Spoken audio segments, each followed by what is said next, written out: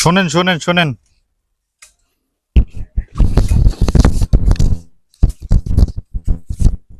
আপুর সাথে একটু কথা বলি। এই আপনার এগুলা কিভাবে হইলো, এই যে পায়ে এই সমস্যা হয়েছে কিভাবে? এভাবে অ্যাক্সিডেন্ট ছিল। হ্যাঁ, অ্যাক্সিডেন্ট? কি অ্যাক্সিডেন্ট হয়েছিলেন? বাস গাড়ি। বাস আমি গাড়ি? একলা না তো, আমার শ্বশুর, আমার শাশুড়ি, আমার স্বামী, মানে পরিবারের আমার সবাই বাচ্চা। মিলেই? হ্যাঁ। ও, আমার স্বামীর আনতে গেছিলাম, বিদেশ থেকে আসছিল। সেই সময় আনতে যায় হ্যাঁ, সবাই, accident হয়েছে। পরিবারের সবাই অ্যাক্সিডেন্ট সবাই হয়েছে? শেষ। এটা কি আমি মাইকত করে না প্রাইভেটের কারে? Private car. প্রাইভেট কারে। তারপরে থেকে এখন আপনার পাও কেটে ফেলেন লাগছে। হ্যাঁ, আর পরিবারে কি সবাই বেঁচে আছে না মারা গেছে? মারা গেছে। ফাঁকের থেকে নিও, হ্যাঁ ছোট ভাই, দেখা ক্লিয়ার মতন বোঝা যায়। আসলে আমি এই ভিডিওগুলো করতেছি হচ্ছে মানুষকে আসলে জানানোর জন্য যে কিভাবে এই মানুষ মানুষ তো মানে পরিস্থিতি কখন কিভাবে কার কখন কিভাবে হয় আসলে বলা মানে বলা যায় না। কারণ এই যে আপনি তো মানে আগে তো ভালো মতনই ভালো সচ্ছল ভাবে হ্যাঁ, চলতেন, আমি চাকরি করতাম। চাকরি করতেন, হ্যাঁ। সচ্ছল মতনই চলতে পারতো, ঘুরতে পারতো।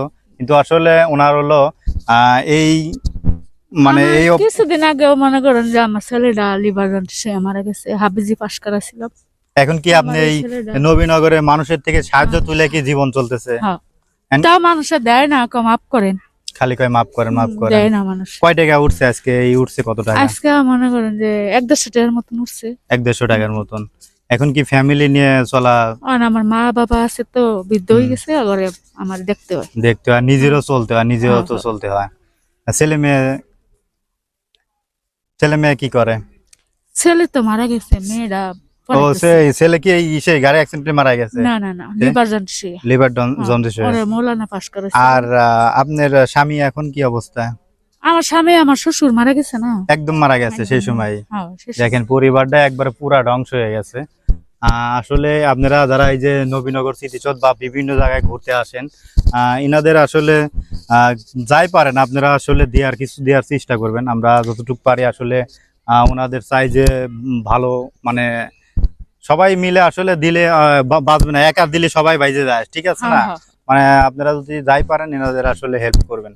আসলে আমি জানানোর চেষ্টা করলাম যে এনার এসে যদি এইভাবে যে হাঁটে এইভাবে করে অনেক কষ্ট হয় না এই গরমের মধ্যে?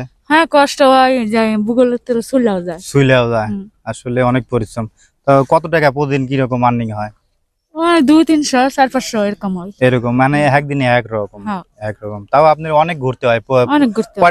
কয়টার সময় আইছিলেন আর এই যে কয়টার সময় যান? ওই যে একটার সময় আসছি, মসজিদে খারাইছি, ওনে উঠছে 100 টাকা। আর যার ময়া হয় সে দেয়, না হলে হ্যাঁ। সবাই বেশিরভাগই কয় যে মাফ করো বা হ্যাঁ, হ্যাঁ। দেয় না। না হ্যাঁ, মাফ আসলে করে। আপনি এটা আসলে আপনাদের জানানোর চেষ্টা করালাম। ওরা তো মানে বুঝে না মাপ চাইলে যে কি হয়। হ্যাঁ। একটা ফিকারির কাছে মাপ চাইলে এমনি কিন্তু বন্ধু বান্ধব হ্যাঁ, দিয়ে হাজার হাজার শুরু টাকা খাওয়া দাওয়া অনেক কিছু করতেছে, হ্যাঁ। টাকা নষ্ট করতেছে, কিন্তু বেশিরভাগই মানুষ এদের দিতে চায় না।